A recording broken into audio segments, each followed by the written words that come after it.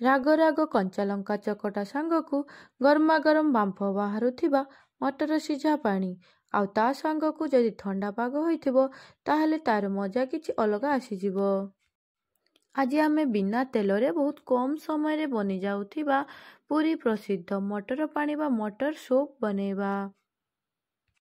ଏହି ମଟର ପାଣି ପିଲାଠୁ ବଡ଼ ସମସ୍ତଙ୍କୁ ପସନ୍ଦ ଆସିବ।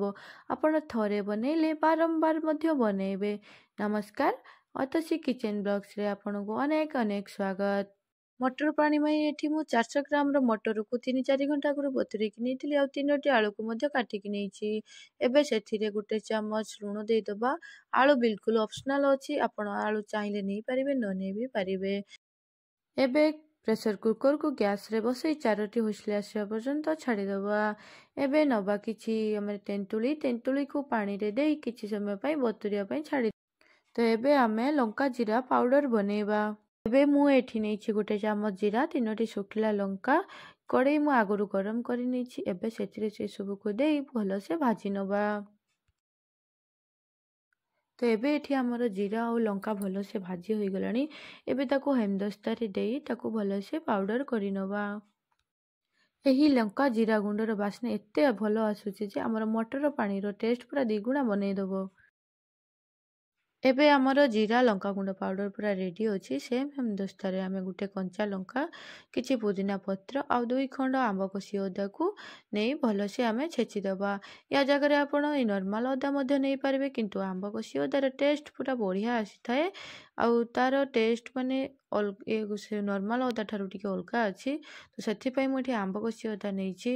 ଖଟାକୁ ଏଠି ଆମର ବତୁରେଇବାରେ ବହୁତ ସମୟ ହେଇଗଲାଣି, ତ ଏଠି ଆମର ଖଟା ଭଲସେ ବତୁରି ଯାଇଛି। ତାକୁ ଏବେ ଗୋଟେ ଛଙ୍କା ସାହାଯ୍ୟରେ ଆମେ ଭଲସେ ଛାଙ୍କି ନେବା। ସେଥିରେ ଫ୍ଲେଭର ପାଇଁ ଛେଚିକି ରଖିଥିବା ଆମ୍ବ କଷି ଅଦା, କଞ୍ଚା ଲଙ୍କା ଆଉ ପୁଦିନା ପତ୍ର ତାକୁ ଦେଇକିନା ଭଲସେ ମିଶେଇ ନେବା। ଆଉ ଗୁଣ୍ଡ କରିକି ରଖିଥିବା ଜିରା ଲଙ୍କା ଗୁଣ୍ଡ ମଧ୍ୟ ଦେଇଦେବା ଆଉ ଦେଇକିନା ତାକୁ ଭଲସେ ମିଶେଇ ନେବା।